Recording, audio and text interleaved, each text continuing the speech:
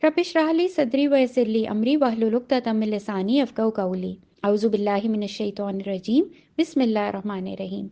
Assalamu alaikum. Let's start the brief explanation of the 27th para with the dua that Allah subhanahu wa ta'ala make it easy for us to understand it and implement it in our lives. Ameen. Let's take a look at the flow chart of microstructure of Surah Adh-Dhariyat, which was revealed in the second phase of Rasulullah sallallahu alaihi wasallam's stay in Makkah. The central subject of this surah is to believe in the day of judgment. Verses 16 to 19 give us a set of qualities of the muttaqeen. They are the ones who always do good. They sleep for only a part of the night and then get up for tahajjud. And what do they ask for in their night prayers? They ask Allah subhanahu wa ta'ala to forgive them. And they are the ones who regularly spend on the needy, knowing that it is the right of the less privileged that their brothers who have been given more should spend on them. They are the ones who will be rewarded with the gardens and springs of paradise. In verses 20 to 23, Allah subhanahu wa ta'ala mentions some of his signs, starting with the signs which are within our own selves. Just look at your hair that doesn't stop growing,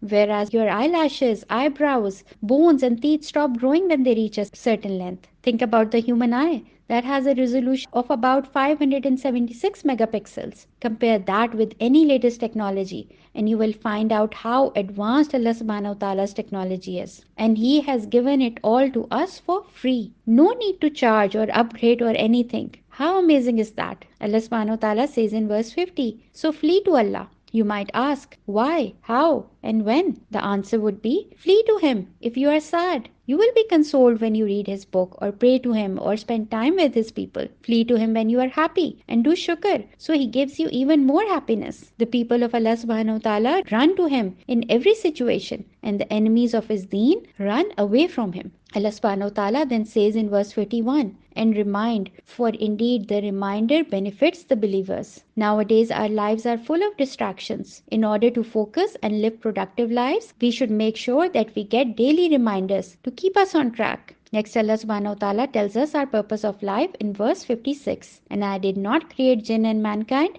except to worship me. Surah At-Tur. Let's take a look at the flow chart of microstructure of Surah At-Tur, which was revealed in the second phase of Rasulullah sallallahu alaihi wasallam's stay in Makkah.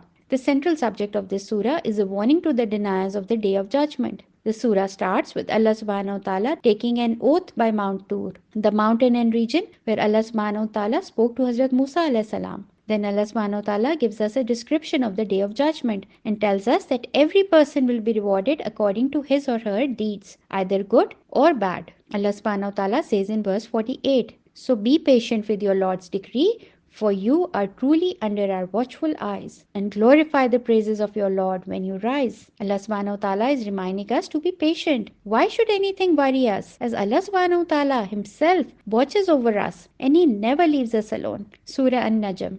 Let's take a look at the flow chart of microstructure of Surah An-Najm, which was revealed in the 5th year of prophethood in Makkah. The central subject of this surah is to believe in the revelation sent to Rasulullah sallallahu alaihi wasallam. The historical background of this surah is really interesting. At that time, the kuffar didn't let anyone listen to the Quran. One day, Rasulullah sallallahu alaihi wasallam suddenly stood up and started reciting Surah An-Najm in the premises of the Kaaba. A large number of the Quraysh were already gathered there. The kuffar were so overwhelmed by the recitation that they did not think of raising any disorder. And when at the conclusion Rasulullah sallallahu alaihi wasallam fell down in prostration, they too fell down in prostration along with him. Surah An-Najm starts by describing the revelation sent to Rasulullah sallallahu alaihi wasallam. These revelations were brought to him by Hazrat Jibreel alayhi salam, who is the noblest and most powerful angel of Allah subhanahu wa ta'ala. Then Allah subhanahu wa ta'ala asks a question in verse 24. Or is there for man whatever he wishes? Allah subhanahu wa ta'ala is telling us here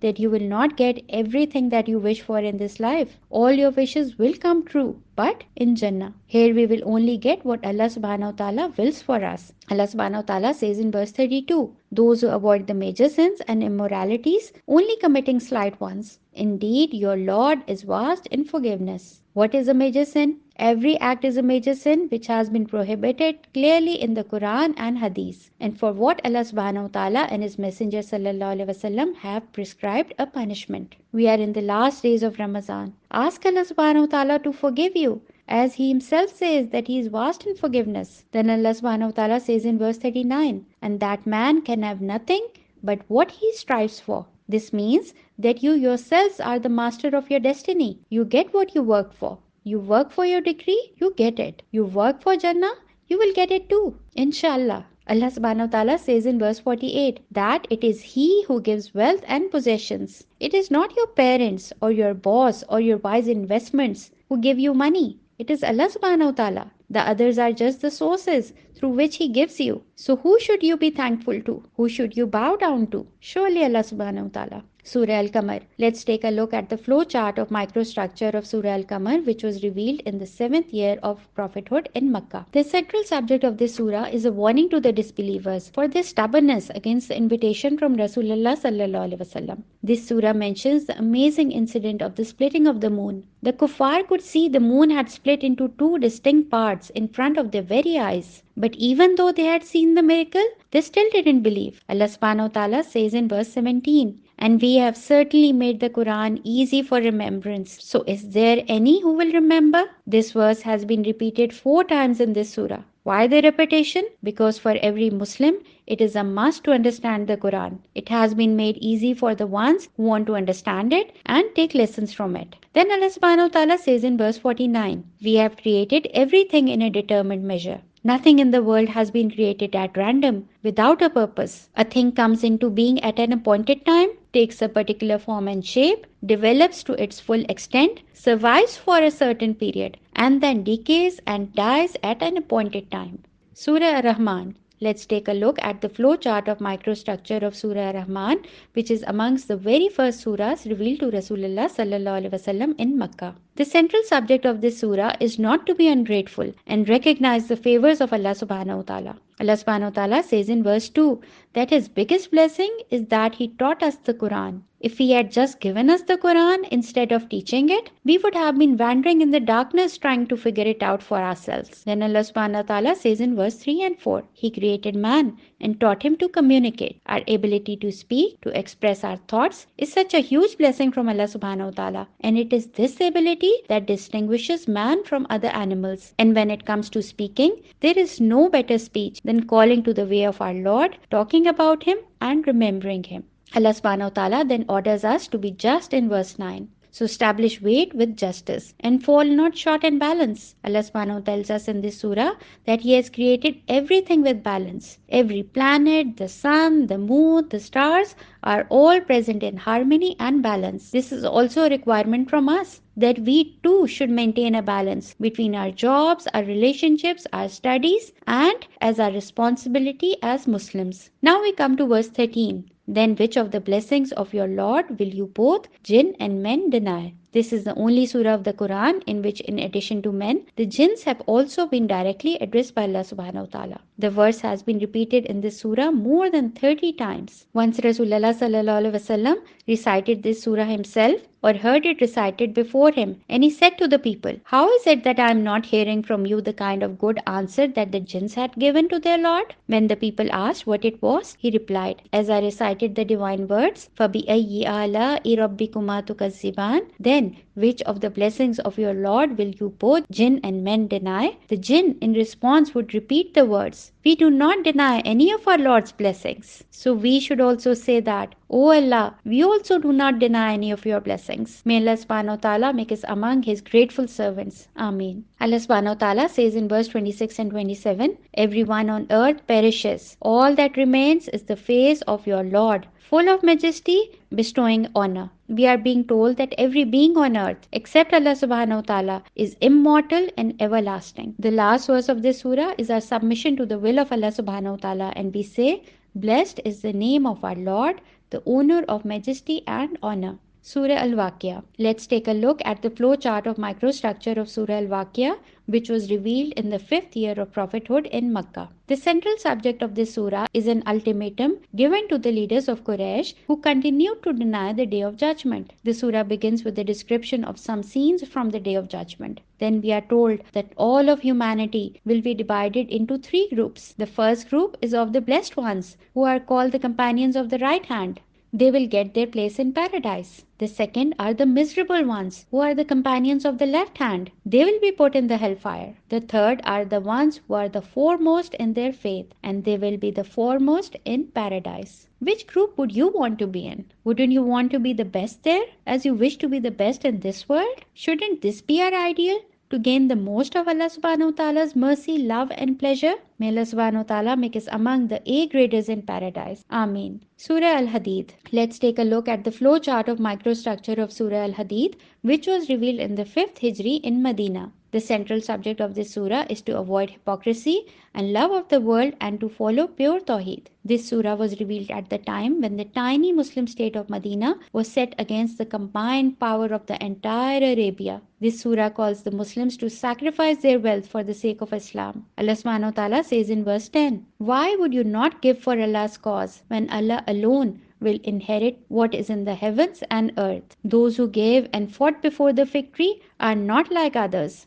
They are greater in rank than those who gave and fought afterwards. But Allah has promised a good reward for all of them. Allah is fully aware of all that you do." Allah subhanahu wa ta'ala is explaining to us that our wealth is not going to stay with us forever.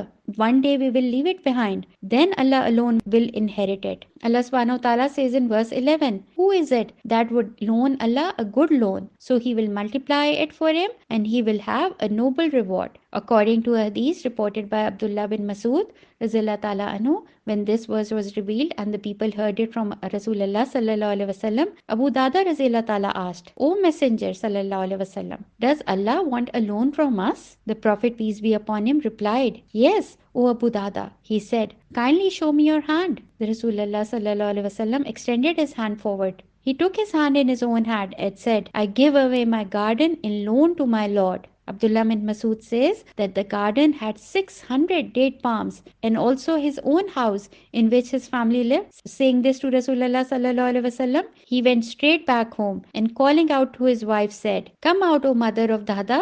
I have loaned this garden to my Lord." She replied, "Dada's father, you have made a good bargain." And she immediately vacated and left the garden with her children. We too have the opportunity to do this extremely profitable trade with Allah subhanahu wa ta'ala, especially in this blessed month, when Allah subhanahu wa ta'ala describes the winners entering the paradise in verse 12. On that day, you will see believing men and women that their light will be running before them and on their right hands. They will be told, "A good tiding to you today. There shall be gardens beneath which rivers flow. Therein they shall abide. That indeed is a great triumph." Now we come to verse 21 where Allah subhanahu wa ta'ala says, "So compete with one another for forgiveness from your Lord and a paradise as vast as the heavens and the earth, prepared for those who believe in Allah and His messengers. This is the favor of Allah. He grants it to whomever He wills, and Allah is the Lord of infinite bounty." This is what we should be competing for, the never-ending paradise. Now imagine yourself in a race. The race has started. Everyone is trying to get ahead of each other. But you don't focus on others and just use all your strength to get ahead. This brings us to the question I'm going to ask myself today. The question is, do I realize that I am in a race? And what is my strategy to win this race? Inshallah, we will meet again tomorrow with the next para. Allah Hafiz.